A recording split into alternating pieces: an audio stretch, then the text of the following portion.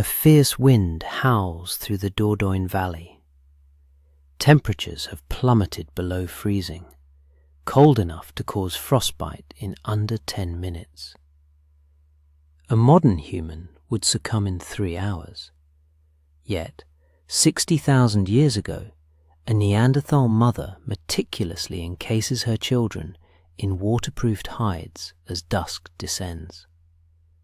She possesses no matches, no lighter, and, according to astonishing new data, fire that appears and disappears unpredictably, sometimes absent for entire seasons. For 400,000 winters, Neanderthals triumphed over Earth's most brutal cold, despite inconsistent fire technology. The explanation for this apparent paradox fundamentally alters our comprehension of human evolution. Archaeologists excavating at Roc de Marsalle in France made a disconcerting discovery. During the coldest glacial periods, they unearthed tools, bones, and living spaces, but also found inexplicable gaps in fire evidence throughout the occupation history. No charcoal, no ash, no burnt remnants for protracted durations. These were not abandoned settlements. Families resided here for months during severe Ice Age winters, experiencing periods when fire vanished precisely when it was most critical. This revelation dramatically reshaped our understanding of Neanderthal survival. Across numerous sites, the identical pattern emerged: continuous habitation through glacial epochs, despite variations in fire usage that should have rendered survival impossible. Initially, scientists postulated that evidence was simply missing. Perhaps erosion had obliterated the hearths, or maybe fire was used outdoors. However, the discovery of Bruniquel Cave altered everything. Deep beneath southwestern France, in absolute darkness, 336 meters from any natural light, archaeologists unearthed something that defied all expectations.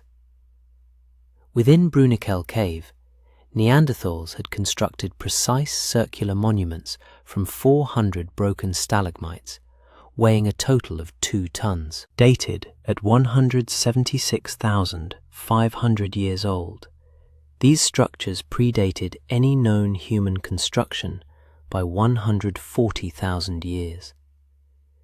This temporal chasm surpasses the entire history of Homo sapiens as a species.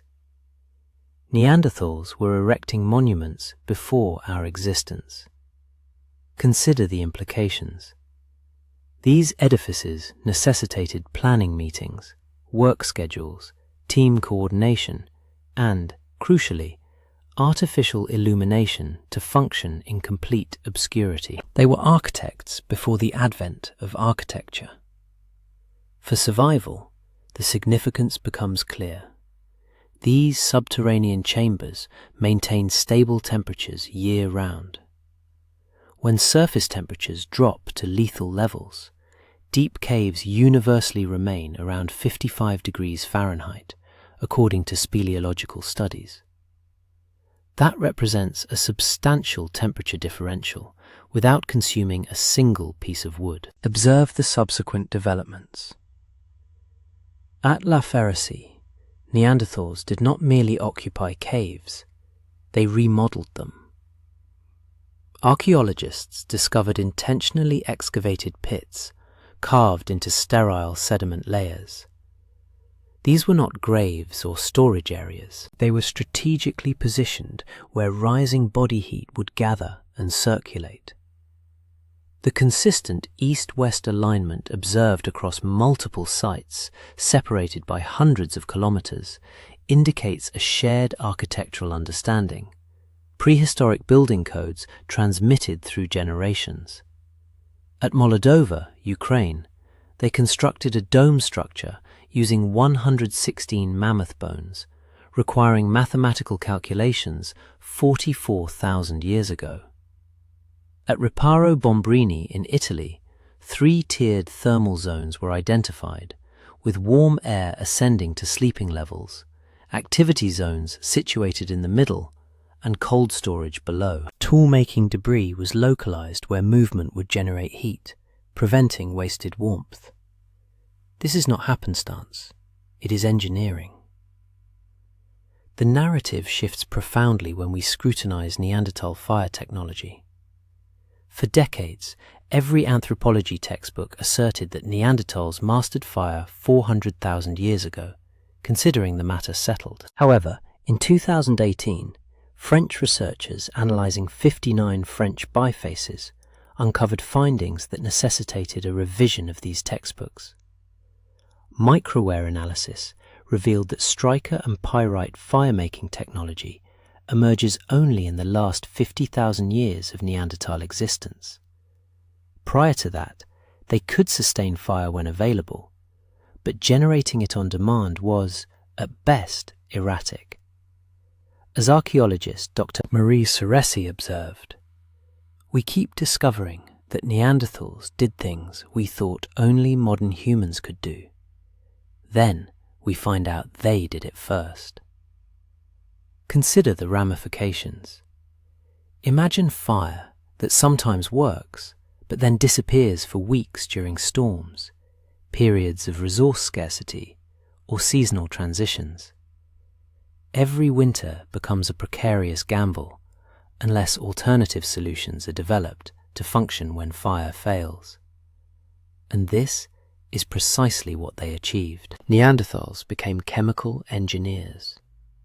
At numerous French sites, they collected manganese dioxide, not for cave paintings, but because it lowers wood's ignition temperature by 360 degrees Fahrenheit, improving the success rate of unreliable fire starting. Some sites indicate they journeyed 40 kilometers to obtain it, a 3-day round trip in Ice Age conditions, solely for fire starting material. When fire was accessible, they maximized its potential through sophisticated thermal engineering. At Abri Romani in Spain, archaeologists documented 8 evenly spaced hearths aligned against rock walls. Computer modeling by a University of Reading team in 2025 demonstrates that this spacing created convection currents that optimally circulated heat while providing smoke ventilation. At Kabara Cave in Israel, dense concentrations of hearths established distinct thermal zones, specialized areas for sleeping, cooking, and working, all designed around heat flow patterns. But when fire was unavailable due to resource scarcity, extreme storms, or before they perfected fire-making, their alternative technologies had to be flawless, or they perished. In February 45,000 BC, at Pêche de la Zée, a grandmother instructs her granddaughter on smoothing leather using a polished bone tool. Outside, the cold could kill within minutes. Inside, without fire, they rely on touch and muscle memory. The child's fingers learn movements that will not be documented for another 44,950 years. This illustrates the true inception of civilizations. One grandmother, one child, one skill essential for survival. The tools they employed were found perfectly preserved by archaeologists. Lissoires, identical to those utilized today by Hermès and Louis Vuitton for waterproofing luxury leather. Neanderthals invented these tools 10,000 years before modern humans arrived in Europe. Despite abundant reindeer bones, they deliberately selected ribs from large bovids, ancient cattle. Why? Material science provides the answer. Bovid ribs possess the precise density, porosity, and flexibility suitable for leatherworking. The incorrect bone would tear the hide or inadequately compress fibers.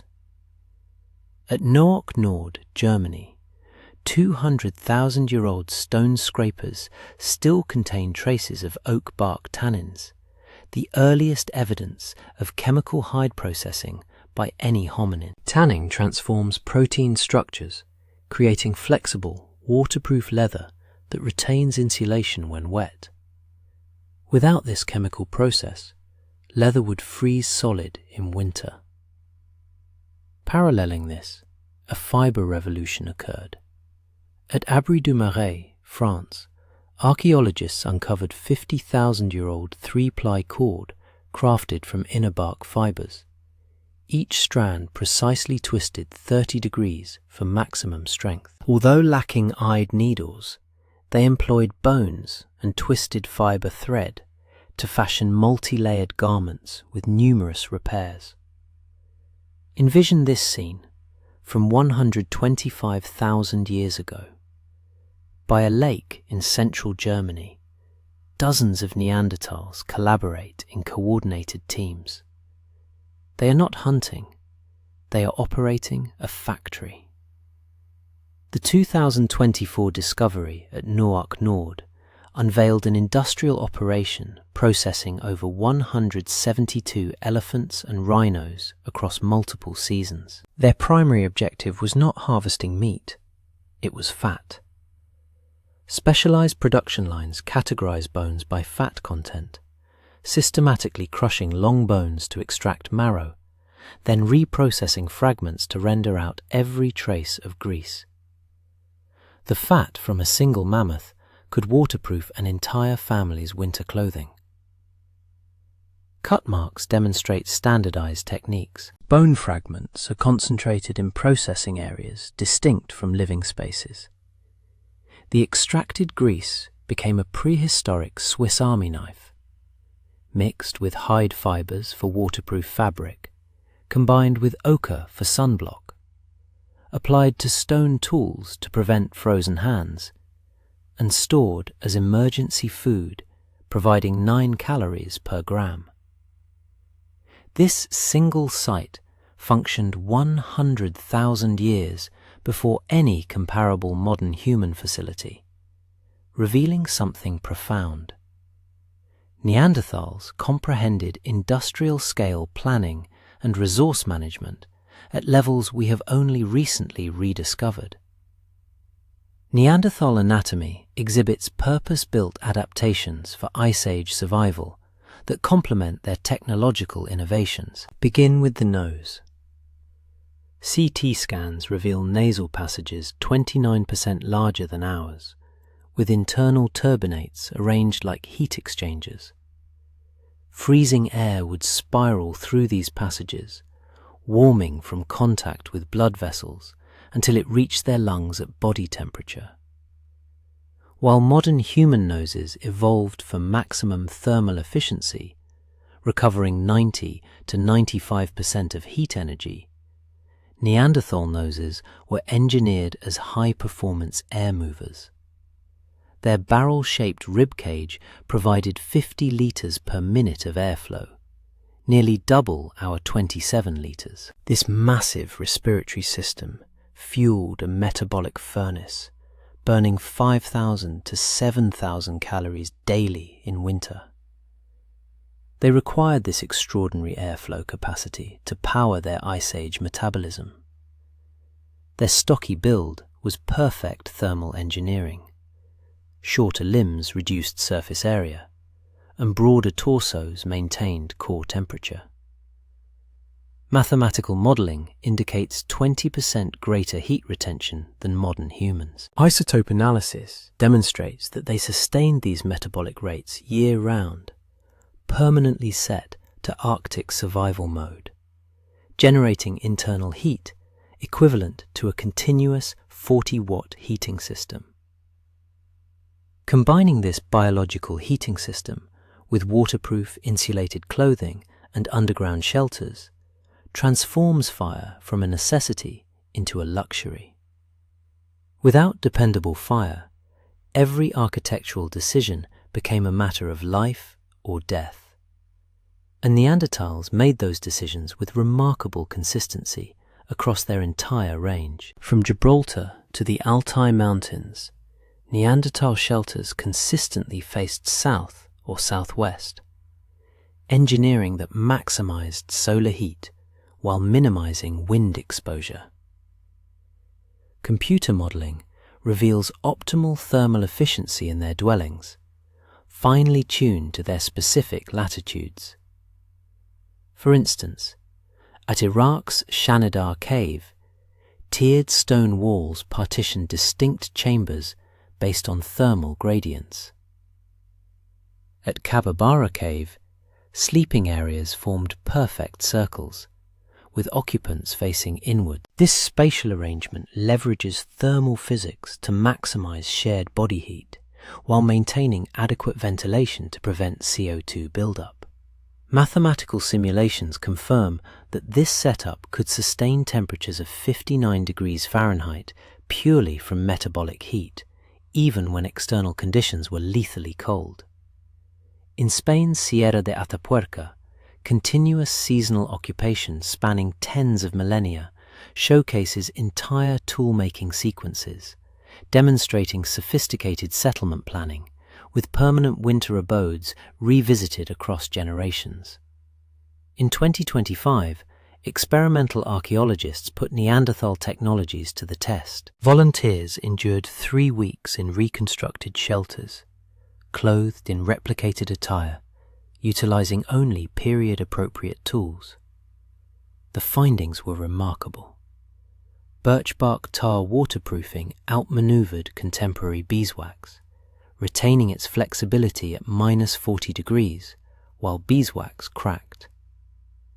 Multi-component adhesives crafted bonds stronger than some modern glues. The layered clothing system upheld core body temperature at -22 degrees Fahrenheit for prolonged durations. Subterranean shelters achieved internal temperatures 35 to 40 degrees Fahrenheit warmer than the surface, without any artificial heating. Crucially, the holistic system offered robust redundancy, securing survival even in the face of multiple failures. If clothing became damp, the shelter compensated. If the shelter was compromised, clothing and metabolic adaptations maintained core temperature. If fire was extinguished, the other systems sufficed. This was not rudimentary survival. It was intricate risk management. Neanderthals were not primitive relatives, but rather our mentors, and their invaluable insights were nearly lost forever. If this knowledge doesn't revolutionarily alter your perception of human evolution, nothing will. The archaeological record elucidates more than mere survival tactics. It documents profound care. At La Ferracie, a child diagnosed with severe congenital abnormalities lived to be 3, a feat achievable only through ceaseless nurturing in severe environments. At Shanidar, an elderly male, afflicted with a withered arm and unilateral blindness, persisted for years post-injury, supported by his community through Ice Age winters. These were not brutal savages, but families committed to leaving no one behind. The contemporary relevance is stark. Neanderthals endured 400,000 years of climatic volatility with rudimentary stone tools, weathering ice ages that dwarf our current climate concerns. Yet, they vanished when environmental shifts occurred too rapidly. The pivotal distinction? They possessed generations for adaptation. We have mere decades. Presently, 4 billion individuals inhabit regions regularly plagued by extreme temperatures. Annually, cold exposure claims more lives than all natural disasters combined. The innovations pioneered by Neanderthals are not merely historical footnotes. They are blueprints for survival, indispensable for military Arctic units, disaster relief organizations, and climate refugees today. Their ingenuity, however, offers hope. Every paradigm they uncovered, thermal efficiency, resource conservation, community collaboration, is directly applicable to our contemporary climate challenges. They proved adaptation is feasible. The question now is whether we will assimilate their wisdom in time. The crux isn't about capability. It's about demographics and unprecedented climatic upheaval. During marine isotope stage 3, roughly 39,000 years ago, the climate plummeted into catastrophic instability. Seasonal rhythms, unwavering for millennia, abruptly oscillated every few years. Resources Neanderthals had relied upon for hundreds of thousands of years vanished unpredictably. Genetic analyses indicate their effective population was consistently diminutive, perhaps ranging from 5,000 to 70,000 individuals dispersed across Eurasia. Modern humans arrived with populations 10 times larger. When extreme climate chaos struck, larger populations possess superior survival odds via demographic resilience, a pivotal twist that redefines everything. Not through superior technology. When modern humans encountered Neanderthals, our archaeological evidence suddenly reveals nearly identical technologies emerging at modern human sites. The Levallois technique, the systematic application of manganese dioxide, specific hafting methodologies. We did not supplant Neanderthals through inherent superiority. We learned from them. But before we ponder what was lost, let us remember their achievements. At El Cedron Cave, genetic evidence reveals a Neanderthal mother and infant who perished together. Isotope analysis confirms the child was well nourished until the end, illustrating that even amidst starvation, the mother prioritized her baby's survival. Fragments of clothing found with them display multiple repairs. She mended their gear even as food supplies dwindled. 400,000 winters. No electricity, no metal. Fire, ephemeral as the seasons. They endured longer than our species has existed. Fire was not their paramount invention. Their greatest innovation was their refusal to accept impossibility. And within the 2 to 4% of Neanderthal genes that most of us carry, that invention endures.